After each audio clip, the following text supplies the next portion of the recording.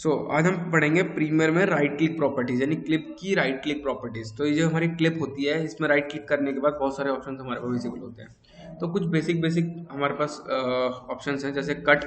अब generally cut करने के लिए मैंने इसको उठा लिया और दूसरी जगह में कहता हूँ यहाँ पेस्ट करना है, तो यहाँ पे जाके हम पेस्ट कर देते हैं कंट्रोल-P। तो ये बहुत बेसिक है, बहुत सिंपल है। कंट्रोल-C कंट्रोल-V हम पढ़ते हैं स्टार्टिंग से। राइट क्लिक करके कट होता है मतलब उठाना, कॉपी मतलब होता है सेम चीज़ कॉपी करके दूसरी जगह पेस्ट करना। ठीक है, ये बार बार ऊपर लेयर में इसलिए पेस्ट हो रहा है क्योंकि वीडियो नंबर 2 सिलेक्टेड है। जब इसको मैं अनसेलेक्ट कर दूंगा तो हमेशा वीडियो नंबर 1 पे पेस्ट होगा सीधे से। ठीक है, ये वाला क्लियर है। पेस्ट एट्रीब्यूट, जब हम पेस्ट एट्रीब्यूट क्या होते हैं, जब हम कभी किसी के इफेक्ट्स पे काम करते हैं या मोशन पैनल पे काम करते हैं। जब मैं इसको कॉपी कर लेता हूँ, कंट्रोल-C करा और यहाँ पे जाके पेस्ट कर देता हूँ या पेस्ट एट्रीब्यूट कर देता हूँ, तो ऑटोमेटिकली उसके एट्रीब्यूट जो अंदर उस पर काम हुआ हुआ सिर्फ वही पेस्ट होगा। एग्जाम्पल के लिए मैं थोड़ा सा इसको जूम कर लेता हूँ, थोड़ा सा मूव कर ले रहा हूँ सीधे से। अब मैं इसके एट्रीब्यूट्स को कॉपी कर रहा हूँ, कॉपी किया। ठीक है, यहाँ पे जाके हम पेस्ट कर देंगे, डायरेक्टली पेस्ट करोगे अप्लाई हो जाएगी। ठीक है, डायरेक्टली से एट्रीब्यूट इस पर अप्लाई हो गए। मैं इसको रीसेट कर देता हूँ सीधे से, मैंने इसको रीसेट कर दिया। ठीक है, और इस वाले को मैं थोड़ी सी रोटेट करके रखता हूँ, थोड़ा सा रोटेट कर दिया, स्केल कर दिया। अब इस वाले के एट्रीब्यूट को मैं कॉपी कर रहा हूँ, कॉपी किया, इस पे गया, सेलेक्ट करके पेस्ट कर दिया। तो उसके काम आपको उससे होगी। हाँ, तो जो भी आप एट्रीब्यूट कॉपी करोगे, ये एट्रीब्यूशन कॉपी होती है। उसमें इफेक्ट एंड मोशन कंट्रोल से जो भी इफेक्ट आपका जो भी डेटा है वो आराम से कॉपी पेस्ट आप कर सकते हो। ठीक है, एट्रीब्यूट्स के साथ साथ हम यहाँ इफेक्ट्स को कॉपी करना भी सीखते हैं। वो भी हम इस तरह से ही कॉपी करते हैं। कल को सपोज में हम किसी इफेक्ट्स वगैरह पे काम करेंगे, मैं कोई भी इफेक्ट इस पर अप्लाई करता हूँ। ठीक है, मैंने वो इफेक्ट अप्लाई किया। अब वो इफेक्ट क्या होता है, हमारे इफेक्ट्स जो होते हैं हमारे अलग तरह से काम करते हैं। जैसे सपोज मैं इस पर मैंने काम किया और इस पर मैं कोई भी इफेक्ट मैंने अप्लाई करा है। ठीक है, यहाँ से हम उसको रिमूव कर रहे हैं, तो क्या क्या चीज़ें रिमूव करनी है वो हमसे पूछेगा। सपोज अभी इफेक्ट जो होता है हमारा सेपरेट प्रॉपर्टी होती है, उसके लिए नहीं पूछेगा। मीन्स अगर मैं बात करता हूँ यहाँ पे रीसेट किया था मैंने, तो मैं इसको जूम करके रख रहा हूँ, रोटेट करके रख रहा हूँ। अब मैं बात करता हूँ यहाँ से मेरे को एट्रीब्यूट्स को रिमूव करना है, तो राइट क्लिक किया, कौन कौन सा एट्रीब्यूट को रिमूव करना है, इन सबको करना है, ओके कर दो, रीसेट हो जाएगा। तो आप रीसेट का बटन यहाँ से प्रेस भी कर सकते हो और राइट क्लिक करके रिमूव एट्रीब्यूट्स भी कर सकते हो। जो आपने चेंजेस किए हैं वो सारे चेंजेस में चेंज हो जाएंगे। कोई स्पेसिफिक करना है तो स्पेसिफिक को आपको क्लिक करना पड़ेगा। ठीक है, कोई स्पेसिफिक है तो आपको स्पेसिफिक पे क्लिक करना पड़ेगा। मीन्स मैं राइट क्लिक किया, रिमूव एट्रीब्यूट्स पे क्लिक किया, कोई स्पेसिफिक नहीं करना है, सपोज मेरे को ऑपेसिटी नहीं चेंज करनी है, वो मैं रीसेट नहीं करना चाहता हूँ, तो इसको क्लिक कर दो, बाकी को अनक्लिक कर दो और ओके कर दो। ये तो आपने कॉपी करके पेस्ट किया है। नहीं, अच्छा, रिमूव करके। सपोज मैं इसमें चेंजेस कर रहा हूँ। फर्स्ट किया पहले आपने कॉपी करके पेस्ट किया, हाँ, पहले कॉपी करा था। फिर उसको रिमूव किया। लेकिन अगर मैं किसी साइड पे सर्च वर्क कर रहा हूँ और राइट क्लिक करके रिमूव एट्रीब्यूट कॉपी कर दूँ, अब होगा ही नहीं। सपोज अब मैंने इसको और रीसेट करके लाया हूँ, ये ओरिजिनल इमेज है, इसमें रिमूव करूंगा, एट्रीब्यूट्स में कुछ चेंजेस नहीं होंगे। हाँ, लेकिन अगर इस पे मैंने वर्क कर लिया, मैंने इस पर वर्क कर लिया, सपोज ये वर्क कर लिया मैंने इस पर। अब मैं इस पर राइट क्लिक करके रिमूव एट्रीब्यूट्स करूंगा, तो आराम से रिमूव जो जो रिमूव करने आप रिमूव कर दो, रिमूव हो जाएगी। ठीक है, नेक्स्ट चलते हैं आगे हम। क्लियर, कोई चीज़ रिमूव करनी है, डिलीट करना है, क्लियर दबा दो, डिलीट हो जाएगी। ठीक है, राइट क्लिक करके रिपल डिलीट, आपका सेक्शन यहाँ पे राइट क्लिक करके रिपल डिलीट आता है। आप यहाँ से रिपल डिलीट भी कर सकते हो। रिपल डिलीट करने से बेनिफिट क्या होता है, मैं इसको सपोज एक चीज़ दिखाता हूँ आपको। मैंने यहाँ राइट क्लिक किया, रिपल डिलीट, वो डिलीट हो जाएगी और पीछे का एरिया शिफ्ट हो जाएगा। ठीक है, नेक्स्ट होता है एडिट विद ओरिजिनल। अभी कोई भी चीज़ है, जब हम कोई भी चीज़ यहाँ इंपोर्ट कराते हैं तो वो किस पे चेंज होता है, हमारे रॉ क्लिप में चेंजेस नहीं होते कभी भी। हम उसमें एक अलग से क्लिप को अपना आप एक एडिशनल फॉर्म जनरेट कर देता है और उसमें हम काम करते हैं। जब भी मैं एडिटिंग करता हूँ मेरी रॉ क्लिप में कोई चेंज नहीं होता है ना, कोई चेंज होता है नहीं होता। लेकिन ये कह रहा है कि आपको अपनी ओरिजिनल क्लिप को एडिट करना है क्या, तो आप यहाँ से डायरेक्टली भी कर सकते हो। ठीक है, आपको अपनी ओरिजिनल क्लिप एडिट करनी है, वो भी आप एडिट कर सकते हो। कि सपोज होता है समटाइम हम कुछ गड़बड़ कर देते हैं और हम चाहते हैं कि हमारी ओरिजिनल क्लिप, इसको हमने जो ओरिजिनल शूट किया था वो ओरिजिनल वैसा ना दिखाई दे किसी कि मैं क्लाइंट को दिखाना चाहता हूँ, चीटिंग करना चाहता हूँ, तो दैट टाइम करते हैं वैसे। ठीक है, edit with adobe audition. Adobe audition हमारा साउंड एडिटिंग और कंपोजिटिंग का सॉफ्टवेयर है। आप यहाँ से डायरेक्टली वहाँ जाके चेंजेस कर सकते हो। वहाँ जो चेंजेस होंगे वो सब राइट, हो जाएगा, यहाँ पे डायरेक्टली अपना ऐड हो जाएंगे। लाइसेंस, ये अपना सॉफ्टवेयर लाइसेंस की बात हम यहाँ कर रहे हैं। ठीक है, replace with the after effect composition means आपने यहाँ कोई फाइल पे काम किया और आप उसको आफ्टर इफेक्ट से चेंज करना चाहते हो यहाँ, क्योंकि आफ्टर इफेक्ट अंदर क्लिप पे काम होता है, पूरी टाइमलाइन पे काम हम नहीं करते हैं, वहाँ क्लिप बाय क्लिप काम करते हैं। जब हम किसी क्लिप बाय क्लिप पे काम कर रहे हो तो मैं कहता हूँ यहाँ से डायरेक्टली आफ्टर इफेक्ट पे मेरे को काम करना है कि आफ्टर इफेक्ट की कोई फाइल रिप्लेस करनी है with the help of this, तो डायरेक्टली आप यहीं से क्लिक करो रिपल एडिट, आपका डायरेक्टली आफ्टर इफेक्ट खुल जाएगा, आप चेंज कर सकते हो। देखो मैंने आफ्टर इफेक्ट नहीं खोला, अपना खुल गया। Adobe Audition का ऑप्शन डिसेबल क्यों है? वो ऑडियो के लिए है ना, मैं वीडियो पे क्लिक कर रहा डाउनलोड किया हूँ। मेरे लैपटॉप में भी नहीं है लाइसेंस, से सॉफ्टवेयर के लिए पूछ रहे हैं। अगर आपके इस सॉफ्टवेयर का लाइसेंस नहीं होता है, ट्रायल पे चल रहा होता तो वहाँ लाइसेंस का हाईलाइट होता पॉइंट। मेरे लैपटॉप में भी वो है, मैंने डाल रखा है। ठीक है, ऑटोमेटिक खुल गया, वो क्लिप भी आपकी ऑटोमेटिक खुल के आ जाएगी। तो किस नाम से सेव करनी है उस फाइल का नाम पूछेगा, आप इसको सेव कर दो, फाइल आ जाएगी, इंपोर्ट हो गई। देखो जो भी चेंजेस मैं इसमें करूँगा वो चेंजेस वहाँ आपको दिखाई देंगे।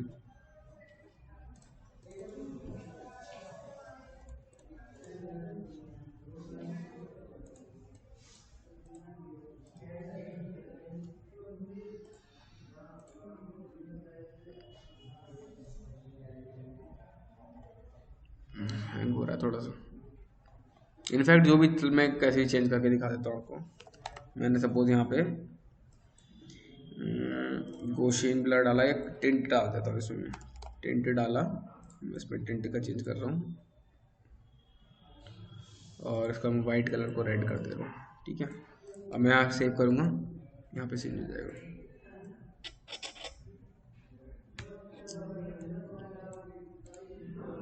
आफ्टर इफेक्ट्स में वीडियो प्रीमियम दिख रहा है, आपको कुछ प्रॉब्लम आ रहा है इसलिए दिख नहीं रहा, मैं वही चीज़ देख रहा हूँ, क्यों नहीं दिख रहा।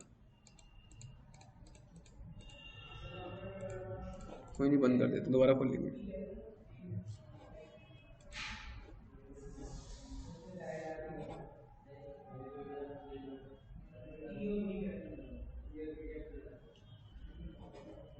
हैंग हो गया।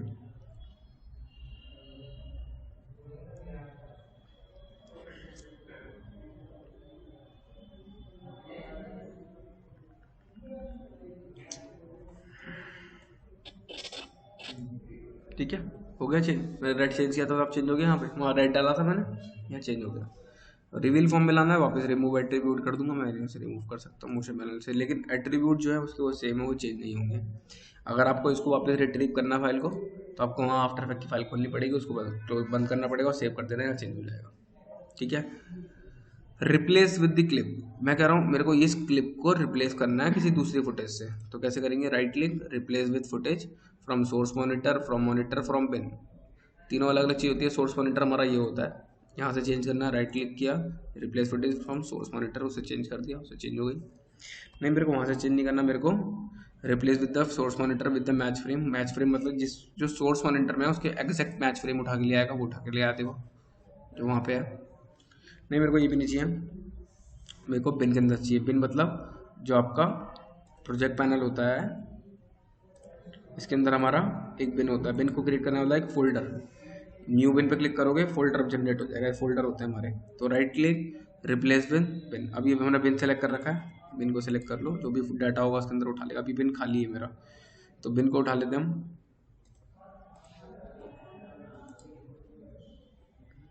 फ्रॉम बिन नहीं उठा रहा हूँ। ठीक है, बिन मतलब फोल्डर होता है कि हम इसमें सॉफ्टवेयर में प्रीमियर में एक बिन को एक फोल्डर बोलते हैं। ठीक है, न्यू सर्च बिन, कोई सर्च करना है बिन, यहाँ से डायरेक्टली उठा सकते हो। क्लियर, उसका चलते हैं रेंडर एंड रिप्लेस। इस पर ऐसे क्लिक करोगे, सपोज हम कभी कभी काम करते हैं मेहनत करके, कोई फाइल को जनरेट करते हैं और उसका रेंडर आउट करते हैं, उस रेंडर को रिप्लेस करना होता है हमें। ठीक है, मैंने कोई भी फाइल पे काम किया, उस पर रेंडर करने में मैंने टाइम लगाया, तो आप उस जो रेंडर एंड रिप्लेस है, जो भी आपने रेंडर किया है उसको अगर रिप्लेस कर रहे हैं विद दूसरी फुटेज, तो आप इजीली यहाँ से कर सकते हो। Next to the original media, original media को रिप्लेस करना है या फिर पुराना डाटा जो है उसको रिप्लेस करना है। तो नया ओरिजिनल मतलब होता है जो आपका रॉ क्लिप है, और दूसरा वाला होता है जहाँ पे आपने फाइल नई वाली सेव करी है, जो एक्सपोर्ट करी है। ठीक है, एक्सपोर्ट करना मैंने भी नहीं बताया, आपको एक्सपोर्ट करना बताऊंगा। ठीक है, ये हमारा इतना बेसिक यूज़ नहीं होता। जब हम बात करते हैं, हमारे बड़े बड़े रेंडर्स होते हैं, जब हम बड़ी बड़ी फाइलों को वर्क करते हैं, तो दैट टाइम हमें रेंडर के लिए आना पड़ता है, तो हम उन फाइलों को यूज़ करना चाहते हैं, तब हम उन चीज़ों को यूज़ करते हैं। रेंडर का प्रॉपर मीनिंग क्या होगा इसका? रेंडर का प्रॉपर जो मीनिंग होता है वो ये होता है, जब हम इतनी सारी फाइलों का जब काम करते हैं, उन फाइलों का एक कॉम्बिनेशन उनका एक सिंगल फाइल में जब हम कन्वर्ट करते हैं, उस प्रोसेसिंग में हमारी सिस्टम लोड लेता है, उस प्रोसेसिंग उस लोडिंग को बोलते हैं रेंडरिंग प्रोसेस। उनको जोड़ने का काम एक क्लिप में जब कन्वर्ट कर रहा होता है तो उस प्रोसेस को बोलते हैं रेंडरिंग प्रोसेस।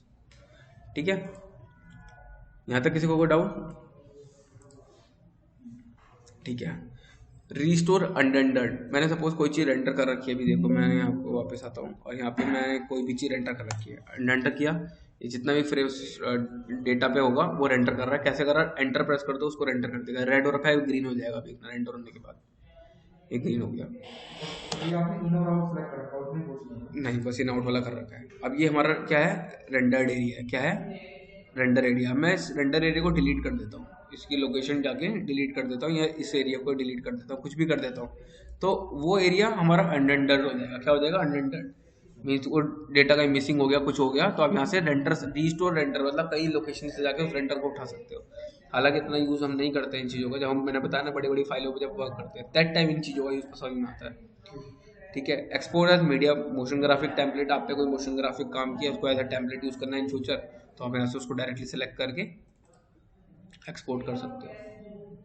ठीक है, अनेबल मीन्स मैं इस फुटेज को नहीं देखना चाहता हूँ, मेरी टाइमलाइन पे ये फुटेज रहे, लेकिन मैं देखना नहीं चाहता इसको, क्योंकि हो सकता है मेरे को इन फ्यूचर इसको यूज़ करना पड़े। राइट क्लिक करो, अनेबल कर दो, नहीं दिखाई देगी, रेंडर में भी नहीं आएगी जब तक आप इसको वापस अनेबल नहीं करो, नहीं आएगी।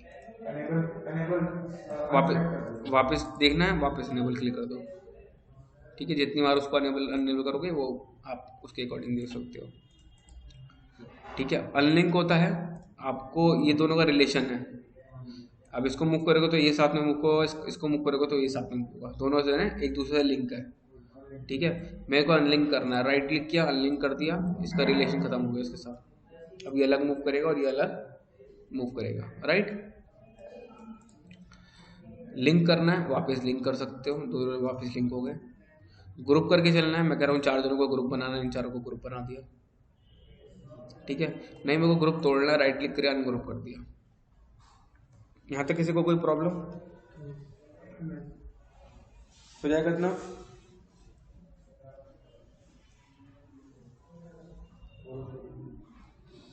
ठीक है, आगे चलते हैं। सपोज जैसे ये लिंक है, मैं इसको अनलिंक कर रहा हूँ, अलग अलग फुटेजेस होती है हमारे पास समटाइम, इन दोनों को मेरे को सिंक करना है, तो सिंक हो रहा है, clip start clip and clip, और मैं उसको सिंक कर दूंगा, अपने आप इसको मैच कर देगा। दोनों मीडिया अलग अलग है, ये मीडिया अलग है, ये मीडिया अलग है, मेरे को इन दोनों को सिंक करना है। क्या करना है? सिंक, यानी मैच करना है। राइट क्लिक किया, सिंक करा, क्लिप स्टार्ट है, मैच कर दिया। अभी और समझाता हूँ, अच्छे से समझाता हूँ इसको।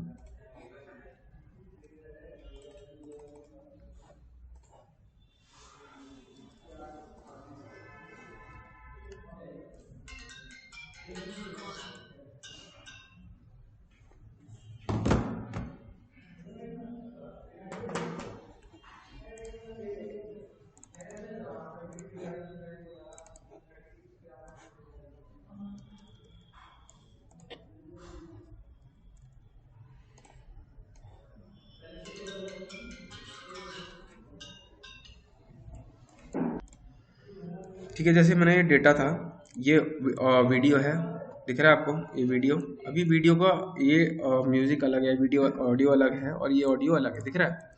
दोनों अलग अलग चीज़ें हैं, है ना? अभी मैं इसको मैनुअली मैच करूँगा, टाइम लगेगा, समझ में नहीं आएगा कहाँ पे है कहाँ नहीं है, बहुत डिफिकल्ट होगा मेरे को मैच करना। तो मैं इसको राइट क्लिक करूँगा, दोनों को सेलेक्ट करूँगा, राइट क्लिक करूँगा, सिंक पे क्लिक करूँगा। ठीक है, सिंक पे क्लिक किया, ऑडियो पे गया, मिक्स डाउन, दोनों को मैच करना है, कर दिया, अपना मैच कर दिया उसने, एग्जैक्ट लोकेशन पे जाके मैच कर देगा सीधे से। सुन लो, तुम्हें बताने ही वाली थी, इसको म्यूट करो, इसको सुनो, तुम्हें बताने ही वाली थी, चलो अब इसको सुनो, इसको म्यूट करो। तुम्हें बताने ही वाली थी। हो गया मैच, प्रॉपर मैच करके दिया उसने। कैसे आप कोई भी ऑडियो को एक साथ सिंक कर सकते हो। This is a dubbed audio, this is a dub audio, और this is a camera audio. तो दोनों को एक साथ सिंक करना है, एक साथ मल्टी कैमरा जब एडिटिंग करते हैं, हमें कई सारी ऑडियो को सिंक करना पड़ता है, कई सारी चीज़ों को सिंक करना पड़ता है। तो उसको सिंक कैसे करते हैं? ऐसे ही करते हैं, ये हमारा ईजी एक वे होता है। डायलॉग अपने आप से रीड करते कर सकता हूँ सीख करा ना उसने, देखो करा था। अभी मैं तो दोबारा बिगाड़ देता हूँ। सपोज मैंने इसको बिगाड़ दिया, खूब आगे रख दिया, लो मेरे को पता ही नहीं है कहाँ की है, लो यहाँ रख दिया मैंने। दोनों को सेलेक्ट किया, राइट क्लिक किया, sync audio mix down, okay अपना आप करेगा। ओके नहीं है, he is just my friend. अगर फ्रेंड ही है तो मुझे बताया क्यों नहीं उसके बारे में? ये लो, आने ही वाली थी, वो स्किप हो गया माइंड से। इतनी बड़ी बात माइंड से, या तुम चाहती ही नहीं थी कि मुझे तुम्हारे और उसके बारे में पता चले? मैच हो गया, क्लियर है। ऐसे हम सिंक करते हैं किसी भी चीज़ को। नेक्स्ट हमारे पास होता है मर्ज क्लिप। अभी दो क्लिप्स को हम मर्ज करने की बात करते हैं। मैंने सपोज यहाँ कट लगा हुआ है और इन दोनों को मेरे को वापस मर्ज करना है, तो आप इसको अभी जैसे क्लिप है, अभी ये जो क्लिप है हमारी, ये अलग अलग क्लिप्स हैं, ठीक है। मैं दोनों क्लिप को सेलेक्ट कर रहा हूँ। अभी मर्ज का ऑप्शन हाईलाइट नहीं हो रहा है, जस्ट अ सेकेंड, मैं अनलिंक करके लेके आता हूँ। जैसे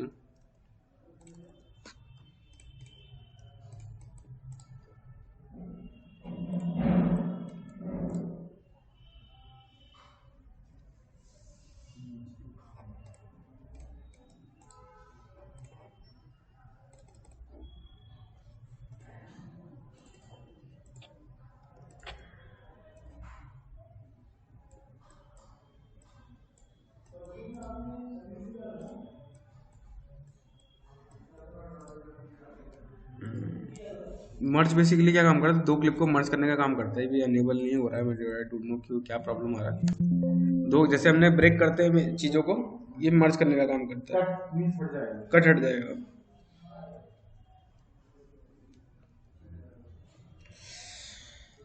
ठीक है, आप इजीली इसका कट ऐसे रिमूव कर सकते हो। अभी ये पता नहीं काम नहीं कर रहा है, वो देखना पड़ेगा क्या प्रॉब्लम आ रही है। मर्ज क्लिप मतलब दो क्लिप को मर्ज करना आपस में, ठीक है। कोई भी दो क्लिप को आप मर्ज कर सकते हो। जैसे कि हमने बहुत एक फुटेज बनाई है, वो सारे कट लगा है, तो बाद में उसको एक सेट करके मत कर देंगे। वो आपकी चॉइस है। देखो उसके अलावा हम प्री कॉम्प है हमारे पास, या नेस्ट सीक्वेंस है यहाँ पे हमारे पास, वही बताऊंगा आपको, ठीक है। वैसे मर्ज करने का काम हमारा ये होता है, क्लिप को मर्ज करना। हमने कहीं कट लगाया है या कुछ गलती से कट लग गया तो उसको भी हम मर्ज करते हैं यहाँ पे, ठीक है। जैसे ज्वाइंट कर रहा हूँ ऐसे ही वो मर्ज भी होता है हमारा। नहीं हो रहा है, हो सकता है कोई दूसरा ऑप्शन है हाईलाइटेड हो रहा है उसकी जगह, मैं बताऊंगा इसको आप अगर बाद में एक बार नहीं होगा तो, ठीक है। बेसिकली मर्ज वही होता है, बेसिकली दो क्लिप्स को मर्ज करने का काम करता है हमारा।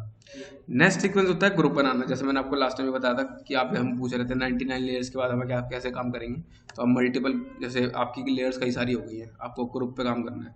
तो सपोज मैं एक एग्जांपल देता हूँ आपको। जैसे सपोज एक लेयर ये बन गई आपकी, एक ये आ गई, एक ये आ गई, एक ये आ गई, एक ये आ गई, ठीक है। ऐसे मल्टीपल लेयर्स बन चुकी हैं, ऐसे तो है। अब मैं कहता हूँ ये सारी चीज़ें एक ग्रुप में आ जाए, ठीक है। राइट क्लिक किया, नेक्स्ट सीक्वेंस, एक नया सीक्वेंस पे नया सीक्वेंस बनाया और सीधा आ गया। अब इसके अंदर सारा डेटा, डबल क्लिक करोगे आपको अंदर सारा डेटा दिखाई देगा सीधे। ये अलग सीक्वेंस बन गया हमारा, ये हमारा है। अब इसमें कुछ भी चेंज करूंगा मैं, इसमें सबको डिलीट कर दूंगा तो बाहर से सब डिलीट हो जाएगा, सीधे खाली है पूरा। इसमें अंदर में जो भी चेंज करूंगा, सपोज मैं ऑडियो बढ़ा देता हूँ तो नीचे आगे भी डेटा बढ़ जाएगा। जब आप इसको डबल क्लिक करते हो तो एक अलग विंडो में जाते हो, ये रहा अलग विंडो, ये रही नेक्स्ट सीक्वेंस। उसमें से बहुत नई पार्ट रहेगा बस। बिल्कुल, जितना चेंज करोगे, सपोज मैं इसको छोटा भी कर दूंगा ना तो अंदर खाली हो जाएगा, देखना उतना ही कोशिश करो। उतना खाली हो गया एरिया। तो ये किससे कनेक्टेड है पूरा, इसके थ्रू। इसको बंद वैसे कर दोगे तो कोई दिक्कत नहीं, डबल क्लिक करोगे तो खुल जाएगा। तो ये है कि किसी को काम दिखाना हो तो 99 मिनट दिखा दो। नहीं, ऐसा नहीं है, किसी को काम दिखाने से रिलेटेड कोई चीज़ नहीं है ये। किसी 50 क्लिप, सेम 50 क्लिप पे एक से एक जैसा इफेक्ट डालना है, तो आपको एक इफेक्ट को 50 जगह कॉपी करने की जरूरत नहीं है। उन सबको मैं नेक्स्ट सीक्वेंस बनाओ और एक साथ सबको एक ही वाले इसके ऊपर सब अप्लाई कर दो। सर एक ये भी यूज हो सकता है, जैसे मैं मतलब एक के ऊपर एक लेयर डालता हूँ, उनको नेक्स्ट कर दूँ, उसके बाद फिर दोबारा बना लो, फिर दोबारा ऊपर से ऐड कर लो उसके ऊपर, ठीक है। और देखो इसमें इफेक्ट कंट्रोल है, साथ में आप इसको एज अ इफेक्ट कंट्रोल भी सारी चीज़ें अप्लाई कर सकते हो, ठीक है। सारी प्रॉपर्टी आपको मिलेंगी एज जो एक लेयर के अंदर होती है, वो सारी प्रॉपर्टी आपको यहाँ दिखाई देंगी, ठीक है। आगे चलते हैं, राइट क्लिक करता हूँ, मेरे को मेक सीक्वेंस। जैसे आपका यहाँ नेक्स्ट सीक्वेंस था, ये मेक सीक्वेंस, यानी जैसे हमारा एक ये सीक्वेंस है, ये नेक्स्ट सीक्वेंस ग्रुप सीक्वेंस बना के देता है, मेक सीक्वेंस उन सबका एक नया सीक्वेंस बना के देता है। मैं कहता हूँ मेरे को इसी का एक इन्हीं की सेटिंग का एक सीक्वेंस बना के चाहिए, तो उसने क्या करा, एक नया सीक्वेंस बना दिया, सब सीक्वेंस। इसी की सेटिंग से इसकी जो सेटिंग हुई उसका एक सीक्वेंस बना के दे दिया। ठीक है, राइट क्लिक करते हैं, मल्टी कैमरा, इसको मैं भी होल्ड रख रहा हूँ, इसका प्रॉपर एक अलग टॉपिक है, अलग अलग सेशन है, मैं अलग से बताऊंगा। लेबलिंग मीन जैसे मेरी सारे क्लिप एक ही कलर की दिखाई देती है, दिख रही है, मैं कहता हूँ नहीं यार मुझे ना किसने करेक्शन, आपने मुझे किसी डायरेक्टर बैठा था, उसने मुझे इसमें करेक्शन बताया और करेक्शन बता के इसको कलर में चेंज कर दिया, मेरे को याद नहीं रहेगा इन फ्यूचर, तो मैं इसकी लेबलिंग चेंज कर देता हूँ, मैं इसको अलग कलर में कर देता हूँ। यहाँ पे डाउटफुल है तो मैं किसी का भी कलर यहाँ से चेंज कर सकता हूँ। ठीक है, जो भी कलर आप रखना चाहते हो, आप मल्टीपल कलर्स यहाँ पे हैं, आप यहाँ पे डाल सकते हैं। ठीक है, क्लियर। नेक्स्ट मेरे पास यहाँ पे आता है लेबल हो गया, स्पीड ड्यूरेशन, जैसे सपोज इसकी स्पीड एंड ड्यूरेशन जैसे हमने पढ़ा था पहले भी, रेट स्ट्रेच टूल के थ्रू स्पीड एंड ड्यूरेशन पे पढ़ा होगा आपने। यहाँ पे हम राइट क्लिक करते हैं, स्पीड ड्यूरेशन पे जाते हैं, यहाँ पे हम मैनुअली स्पीड को टाइप कर सकते हैं, मेरे को कम करनी है ज़्यादा करनी है, मैं नंबर के अकॉर्डिंग में डाल सकता हूँ, मतलब परसेंटेज के अकॉर्डिंग में डाल सकता हूँ। 100% करना हो डायरेक्टली यहाँ क्लिक करो, 100% हो जाएगा। यहाँ मुझे 3 मिनट 30 सेकंड की फुटेज को 3 मिनट रखना है, अब यहाँ से डायरेक्टली 3 मिनट भी डाल सकता हूँ। कितने परसेंट बनेगा मुझे नहीं मालूम, कितने परसेंट बनेगा मुझे नहीं मालूम, डायरेक्टली मैंने यहाँ पे जाकर इसको 116% अपने आप कैलकुलेट करके देगा, मुझे नहीं 120% करना है तो आप 120 कर दो। ठीक है, वो जितना ही बनेगा, अब या तो इस पे खेलोगे या इस पे खेलोगे, एक ही चीज़ पे खेल सकते हो, है ना।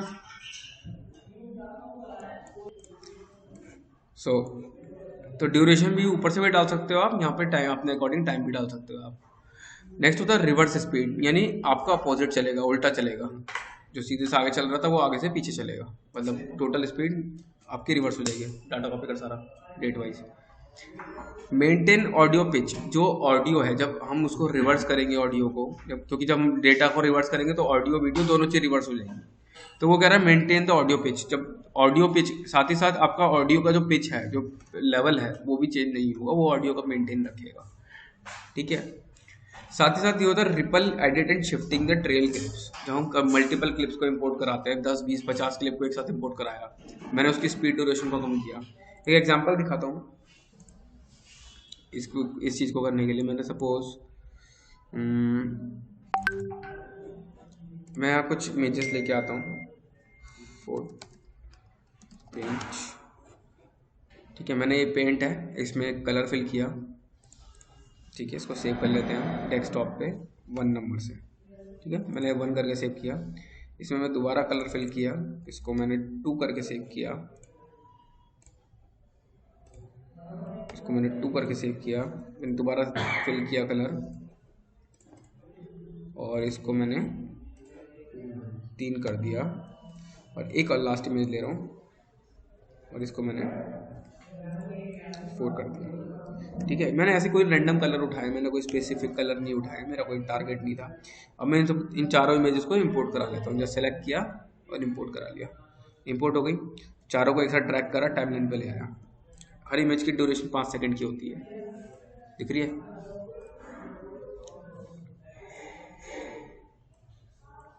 क्लियर है, 1 2 3 4 5।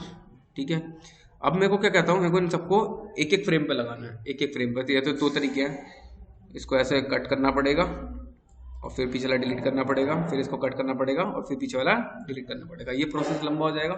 ये तो अभी 4 इमेज है और बात करते हैं अगर हम 4000 इमेज होंगी तो बहुत टाइम लगेगा। तो कुछ नहीं करते, हम राइट क्लिक करेंगे, स्पीड एंड ड्यूरेशन पे जाएंगे, यहाँ से आप इसको कर देंगे, कितने फ्रेम का चाहिए, मेरे को 1 फ्रेम का चाहिए, 1 फ्रेम का किया और रिपल एडिट पे क्लिक कर दिया और ओके कर दिया, पूरा रिपल एडिट हो जाएगा। ये हर एक फ्रेम के साथ बिल्कुल। अभी देखो इसमें गैपिंग थी इसलिए वो वाला गैप छूट गया, अदरवाइज पूरा रिपल एडिट हो गया। मैं इनका पहले गैप खत्म कर देता हूँ।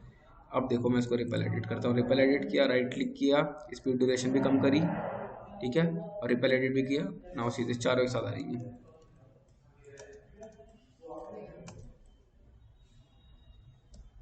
ठीक है, मैं थोड़ी सी स्पीड ड्यूरेशन बढ़ाना चाहता हूँ, राइट क्लिक करो, स्पीड ड्यूरेशन पे करो, मैं कहता हूँ हर क्लिप 10 में दिखाई दे, 10 बार में आ जाएगी।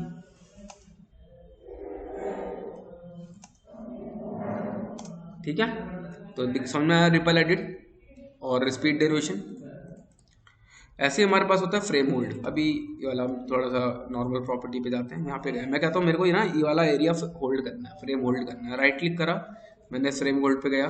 कौन सा करना है, सोर्स टाइम करना है, कोई स्पेसिफिक टाइम करना है, इन पॉइंट पे करना है, आउट पॉइंट पे करना है, प्ले हेड पे करना है। मैं प्ले हेड पे गया हूँ। प्ले हेड मेरा जहाँ पे मेरा ये सर्कल है वहाँ का होल्ड करना है। होल्ड फिल्टर्स, फिल्टर्स मतलब जो हमने ऊपर से अप्लाई किए हुए फिल्टर, वो भी होल्ड करने हैं या नहीं करने हैं, तो मैं कर रहा हूँ वो भी करना है। ओके कर दो। जिस फ्रेम पे मैं खड़ा हूँ वो फ्रेम आपका होल्ड हो जाएगा सारा, ठीक है।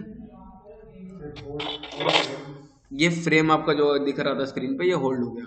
अब इन्हें पूरी क्लिप आपका ये दिखाई देगा, ठीक है। कंट्रोल जेड कर दो, वापस रिवर्ट हो जाएंगे।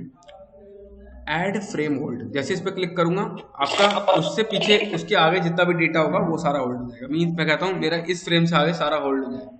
राइट क्लिक करूंगा, ऐड फ्रेम होल्ड, पीछे का सारा नॉर्मल रहेगा, आगे वाला सारा होल्ड हो जाएगा, ठीक है। इंसर्ट फ्रेम होल्ड सेगमेंट, जैसे मैं करूंगा एक फ्रेम आपका जो होल्ड होगा वो होल्ड भी हो जाएगा और आपका ऐड भी हो जाएगा सीधे से। फिर बाद में कंटिन्यू। हाँ, सपोज मैं कहता हूँ ये वाला फ्रेम मुझे थोड़ा होल्ड हो जाए और फिर आगे चले पिक्चर, तो राइट क्लिक, इंसर्ट होल्ड, और वो फ्रेम कुछ टाइम के लिए ऐड हो गया, फिर चले पिक्चर। रिलेशनशिप्स है। करेक्ट, होल्ड हो गया पिक्चर 2 मिनट के लिए, ठीक है। तो कहीं पे जब डायरेक्टली इस फ्रेम को ऐड करके होल्ड कर सकते हो।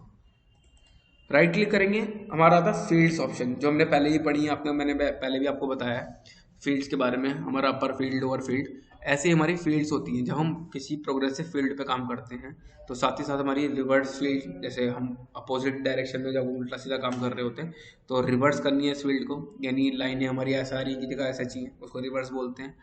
ऑलवेज डिथर, हमारे जो नॉर्मल जब हम काम करते हैं तो हमारी स्क्रीन पे कोई डिथर नहीं दिखना चाहिए, फ्लिकर नहीं दिखना चाहिए, उसके लिए। समटाइम हम कभी काम करते हैं तो हमारी स्क्रॉलिंग होती है लाइन्स में ऐसे ऐसे, उन स्क्रॉलिंग को हटाने के लिए हम इन फील्ड्स का यूज़ करते हैं।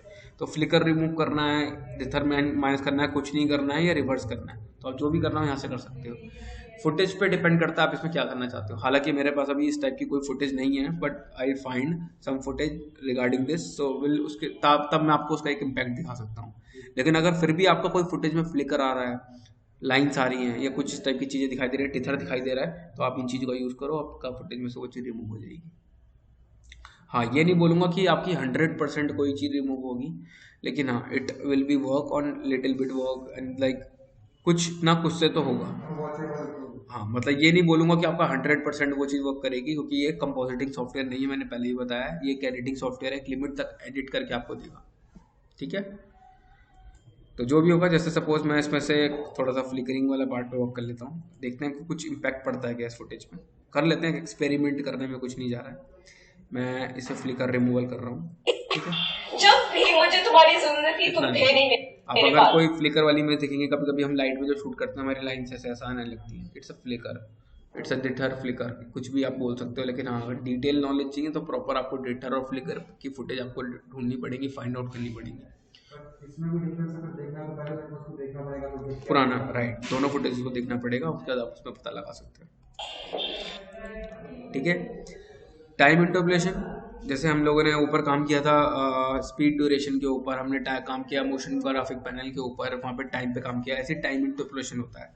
यहाँ पे हमारा अभी हम फ्रेम सैम्पलिंग यानी फ्रेम नॉर्मल फ्रेम पे काम कर रहे हैं। अगर हम फ्रेम ब्लीडिंग पे काम कर रहे हैं, जब भी मुझे तुम्हारी जिंदगी, तो ये हमारा क्या हो गया, अनरेंडर्ड एरिया हो गया।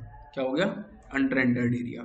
तो अभी इस पे थिंक क्या है कि जब हम टाइम को चेंज करते हैं, जब हम कोई भी टाइम की स्पीड जब भी मुझे तुम्हारी जिंदगी तुम थे नहीं, में फर्क पड़ेगा, पूरा स्पीड एंड ड्यूरेशन में फर्क पड़ेगा। किसके पास जाती? मैं कोई नॉर्मल सेगमेंट को उठा लेता हूँ, मैं कोई भी सेगमेंट उठा के इतना सा डिलीट कर रहा हूँ और इस पे काम करता हूँ फ्रेम ब्लीडिंग। अब देखो,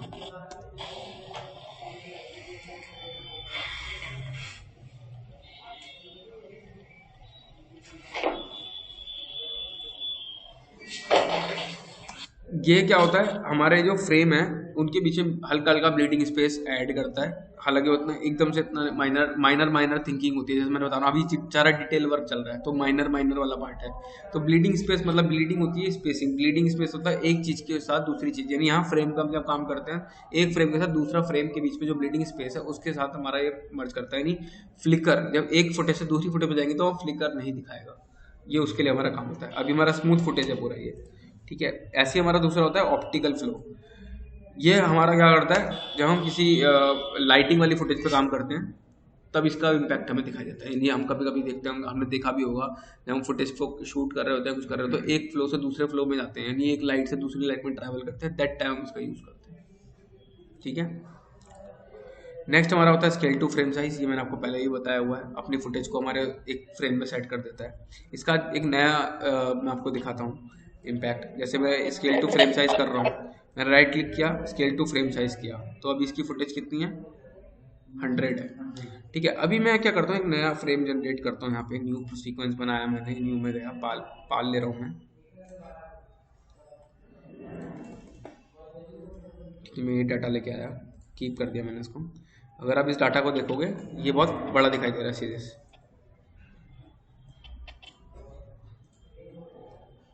एक सेकेंड प्रोजेक्ट की सेटिंग चेंज कर लेता हूँ, ठीक है।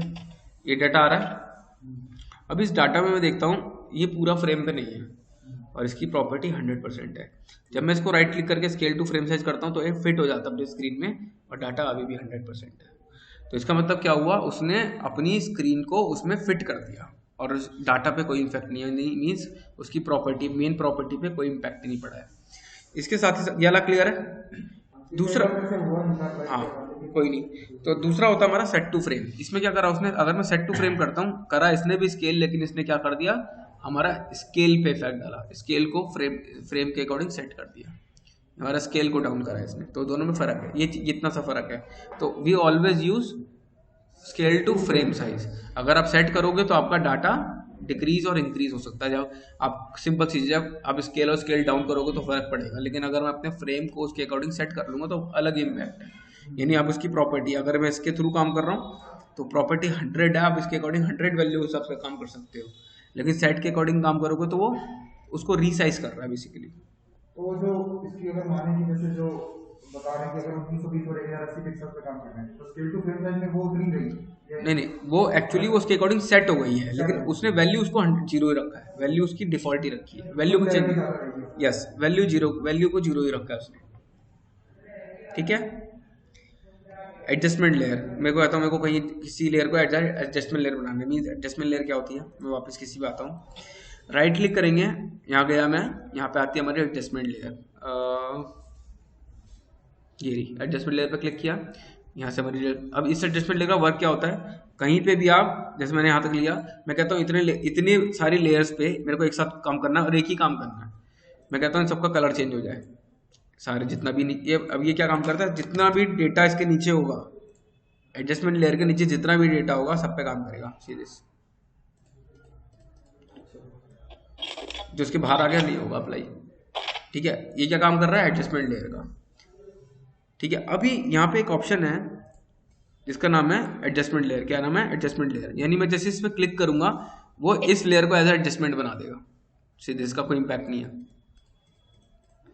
इसको पूरा खोल भी दोगे, मैं इसकी लिंक कर ले रहा हूँ सीधे, इसको मैं पूरा खोल भी दूंगा तो ये एज एडजस्टमेंट ही काम करेगा सीधे से, ठीक है। कल को इसमें मैं टिंट अप्लाई करता हूँ तो नीचे वाली बॉडी नीचे वाली पे अप्लाई हो रहा है टिंट, ऊपर वाली पे टिंट अप्लाई नहीं हो रहा, नीचे वाले डाटा पे टिंट अप्लाई हो रहा है, ध्यान रखो, ठीक है। तो ये ऐसा क्या बन गया, ऐसा एडजस्टमेंट लेयर, क्योंकि कभी कभी वेस्ट लेयर्स पड़ी होती है हमारे पास, उसका एडजस्टमेंट लेयर यूज कर लेते हैं, ठीक है। बट मैं सजेस्ट करूंगा हमेशा एडजस्टमेंट लेयर को एडजस्टमेंट लेयर से ही उठाओ, मतलब यहीं से उठाओ डायरेक्टली, यहाँ से बना के उठाओ, क्योंकि कभी कभी हमें कन्फ्यूजन हो जाता है, हम उसको चेंज करते रहते हैं और पता चलता है वो तो एडजस्टमेंट लेयर है, ठीक है। बनाने का तरीका है, आप बना सकते हो कभी भी उसको, ठीक है। लिंक मीडिया, कभी कभी हमारा मीडिया लिंक नहीं होता, हमें कभी कभी हम डायरेक्टली हार्ड ड्राइव निकाल देते हैं, कर देते हैं, तो मीडिया अनलिंक हो जाता है, वो वहाँ पे क्रॉस दिखाता है हमारे, उसमें रेड कलर का सिंबल आ जाता है कि अपना मीडिया लिंक करो, तो आप डायरेक्टली यहाँ से मेन मीडिया पे, यहाँ पे लिंक मीडिया पे क्लिक करोगे और आपका डेटा लिंक हो जाएगा। Make offline, media file remain on disk, आपको मीडिया मतलब इस जो डेटा है इसको ऑफलाइन कर देना है। और वो ऑफलाइन करने के साथ तो पूछ रहा है मीडिया को डिस्क में रहना चाहिए या मीडिया आर डिलीटेड। मैं कहता हूँ नहीं, डेटा तो मेरा रहे लेकिन इसमें से हट जाए, इसमें से रिमूव हो जाए। तो यहाँ से आप क्लिक करोगे रिमूव हो जाएगा। मैं कर नहीं रहा हूँ ना, डेटा रिमूव हो जाएगा। ठीक है, डिलीट करूँगा तो बिल्कुल डेटा डिलीट होता है, रेज हो जाता है, कंप्यूटर से डिलीट हो जाता है, उसमें सिर्फ रहेगा, इसमें से डिलीट हो जाएगा, लेकिन वैसे रहेगा। ठीक है, यहाँ से देखो ऑफलाइन हो गया। लिंक करना है, राइट क्लिक करके लिंक कर लिया और ये लिंक लोकेट कर दिया, ओके कर दिया, वापस आ गया। ठीक है, राइट क्लिक किया, मेक ऑफलाइन का मतलब है ऑफलाइन कर दिया डेटा। ठीक है, फिर राइट क्लिक करके लिंक मीडिया अप्लाई हो गया मेरा, लिंक मीडिया कर दिया और डेटा मेरा कहाँ पड़ा उसको ओके करा, लोकेट करा और ओके कर दिया। ठीक है, आगे चलते हैं। किसी फाइल का नाम रीनेम करना है। मैं कहता हूँ मुझे ना ये वाला नाम अजीब सा लग रहा है या मेरे को बार बार ढूंढने में दिक्कत होती है, मैं इसका नाम रीनेम करना चाहता हूँ, तो मैं इसका नाम जाऊँगा और रीनेम पे क्लिक कर दूंगा, रीनेम कर सकता हूँ। ठीक है, वो आपकी चॉइस, आप करना चाहते हो नहीं चाहते हो। मेक अ सब क्लिप, इस क्लिप की एक सब क्लिप, जैसे हमने वो बनाया था सब सीक्वेंस बनाया था, ये सब क्लिप है, इसी की एक कॉपी, डुप्लीकेट कॉपी। ठीक है, यहाँ बन गई देखो हमारी ये सेपरेट बिल्कुल। ठीक है, उसके बाद हाँ बिल्कुल एक कॉपी हो गई। आप यहाँ से ऑल्ट दबा के भी इसको कॉपी कर सकते हो, कंट्रोल सी करके भी कर सकते हो, लेकिन ये अलग कॉपी बन गई है सेपरेट, इसका नाम है देखो। ठीक है, राइट क्लिक करके मेरे को, मैं कहता हूँ यार ये क्लिप मुझे मिल नहीं रही है, बहुत देर से ढूंढ रहा हूँ उसके अंदर, मैं बहुत देर से ढूंढ रहा हूँ, इसमें मिल नहीं रही। इसे ढूंढने के लिए राइट क्लिक करूंगा, रिवील इन प्रोजेक्ट, मिल गई। ठीक है, मैं राइट क्लिक करूंगा, मैं करूंगा इसको रिवील इन एक्सप्लोरर, मेरे सिस्टम में कहाँ पड़ी है, ये पड़ी, अपने आप खोल के दे देगा डायरेक्ट, अपने आप खोल के देगा, मेरे को जरूरत ही नहीं है, मेरे को क्यों मेहनत करूँ मैं। मेरे एक्सप्लोरर ने बता दिया मेरी इसकी प्रॉपर्टी क्या है, इसकी प्रॉपर्टी है, चेक करना होगा किसको। यहाँ मैंने प्रॉपर्टी पे क्लिक किया, ये रहा प्रॉपर्टी। कहाँ पड़ी है प्रॉपर्टी, डी ड्राइव में रोहन ग्रुप में पड़ी है। टाइप है एमपीजी, फॉर्मेट का नाम है, फाइल का साइज कितना है, इमेज का साइज कितना है, फ्रेम रेट कितना है, ऑडियो का गीगाहर्ट्ज कितना है, टोटल ड्यूरेशन कितनी है, पिक्सल एक्सपेक्ट रेशो कितना है, अल्फा है या नहीं है, अल्फा बाद में बताऊंगा क्या होता है प्रॉपर वे में, वीडियो कोडेक्स क्या होते हैं। ठीक है, वो सारी चीज़ें।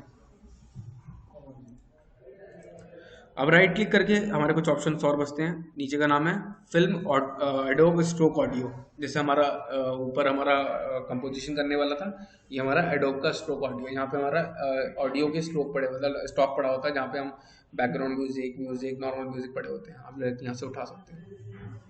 ठीक है, यहाँ पे क्लिक करोगे, हमारे यहाँ रेडीमेड पड़े हैं, जो आप यूज़ करना चाहते हो यूज़ कर सकते हो। जब ऑडियो वाला पार्ट करेंगे तो और अच्छे से क्लियर आउट करेंगे उसको। इसके अंदर हमारे कुछ ऑडियो हैं। ठीक है, राइट क्लिक करेंगे, हमारा कुछ ऑप्शंस यहाँ पे एक रहता है जिसका नाम है शो क्लिप। अगर आप देखोगे यहाँ क्लिक करते हो तो हमारे 3 ऑप्शन दिखाते हैं, और यहाँ क्लिक करते हो तब भी ये 3 ऑप्शन हमें दिखाते हैं। ये हमारी क्लिप की स्पीड ड्यूरेशन पे वर्क करने के लिए होते हैं। शो क्लिप की फ्रेम्स, मोशन, वही वाले मोशंस हैं जो हमने ऊपर पढ़े थे अभी, जो मोशन पैनल में पढ़े थे, वही तीनों ऑप्शन अगर आप देखोगे यहाँ पे सारे हैं जो मोशन पैनल में पढ़े थे। ऑपेसिटी, ऑपेसिटी वाला फंडा वही जो ऑपेसिटी हमने यहाँ पढ़ा था। शो टाइम रैपिंग, टाइम की स्पीड टाइम ड्यूरेशन जो हमने स्पीड ड्यूरेशन से पढ़ा है। यहाँ की स्पीड और वहाँ की स्पीड में हमारा थोड़ा सा फर्क रहता है, ऐसा नहीं है, कुछ सेम चीज़ होती है, अलग अलग फंडे होते हैं दोनों के। काम वही होता है, आउटपुट आपका बहुत सिमिलर मिलेगा, लेकिन स्पीड जो होगी ऑब्वियसली इसकी स्पीड यहाँ से आप कंट्रोल करते हो सीधे से। देखा, नहीं समझ में आया? फिर से बताता हूँ। जैसे मैंने राइट क्लिक किया, मैंने यहाँ पे किया, ऑपेसिटी पे क्लिक किया, ये ऑपेसिटी बार आ गया मेरा पेन टूल के। राइट क्लिक किया, यहाँ पे क्लिक किया, अब मैं यहाँ से इसको एज अ टाइम स्पीड ले रहा हूँ, तो ये एज अ स्पीड काम करेगा। तो मैंने यहाँ पे पेन टूल से स्पीड पे वर्क कर रहा हूँ।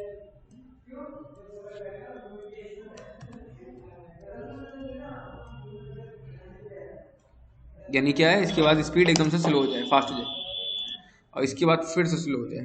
तो यहाँ पे पेन टूल से फिर की लगा दूंगा और यहाँ पे इस वाले को, आखिरी वाले को स्लो कर दूंगा। यस,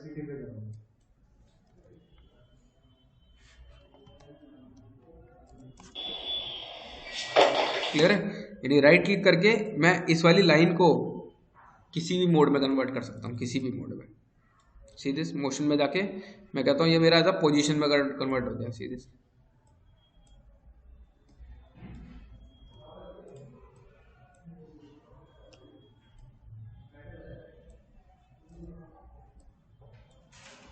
सर एडिट किस वर्जन में हुई? 20। ये इसका एग्जांपल है, जैसे क्या हो सकता है, जैसे कोई हीरो विलेन को भी धक्का मारा तो वहां स्लो कर दिया तो बिल्कुल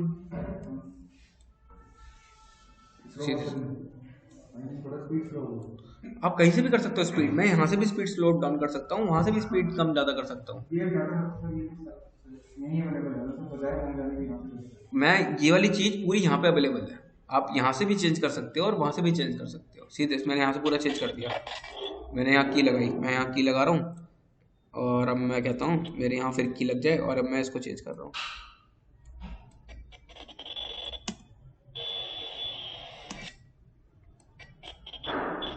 क्यों रहा?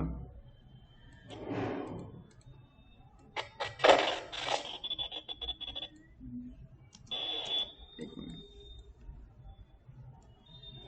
इसको मैं 0 कर लेता हूँ। ठीक है, यहाँ की लगी, यहाँ गया और उसका कलर डाउन किया।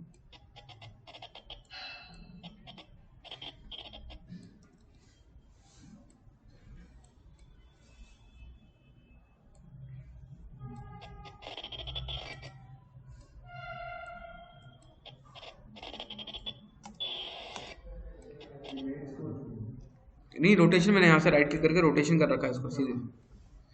मैं जो भी यहाँ से लूंगा ना, देखो मैंने अभी रोटेट कर रखा है, ये रहा रोटेट। मैं कुछ भी करूँगा, मैं कहता हूँ मेरे को ऑपोसिटी करना, ऑपोसिटी आ गया।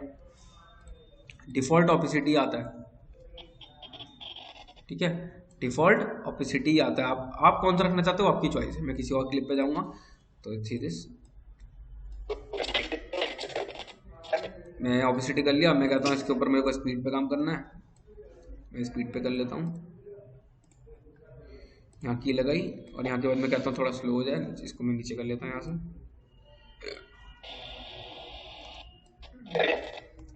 मुझे तुम्हारे और उसके बारे में पता चले। स्लो हो गया, मैं कहता हूँ फास्ट करना है, ऊपर कर दो। ज़्यादा फास्ट हो गया, डेटा ही नहीं उतना उसमें।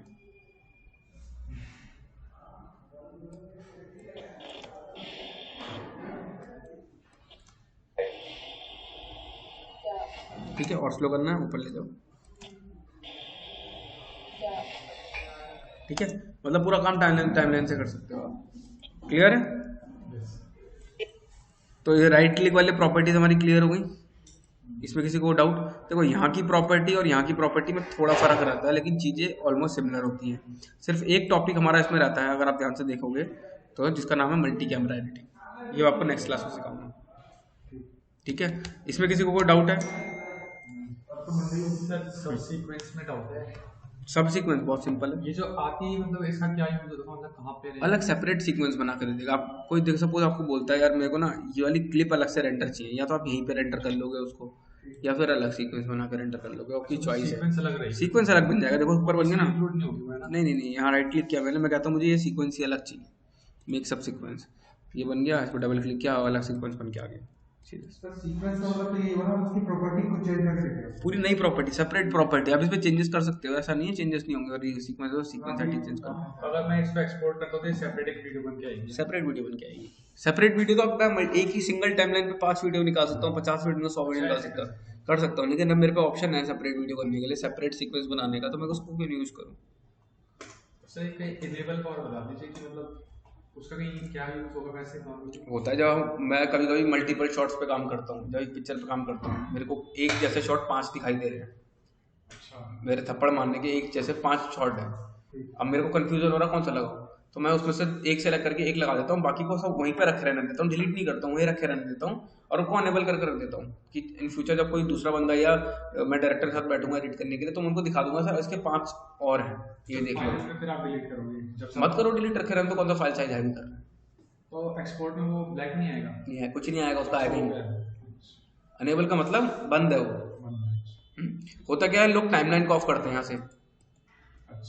मैं यहाँ से ऑफ नहीं करता हूँ, मैं यहाँ से राइट क्लिक करके करता हूँ। मेरे को सिंगल क्लिक पे ऑफ करना है ना, मैं कोई क्रिएट टाइमलाइन क्रिएट ट्रैक थोड़ी ना ऑफ कर रहा हूँ। इससे तो पूरा ट्रैक ऑफ हो जाएगा, नंबर 1 की जितना भी होगा सारा ऑफ हो जाएगा।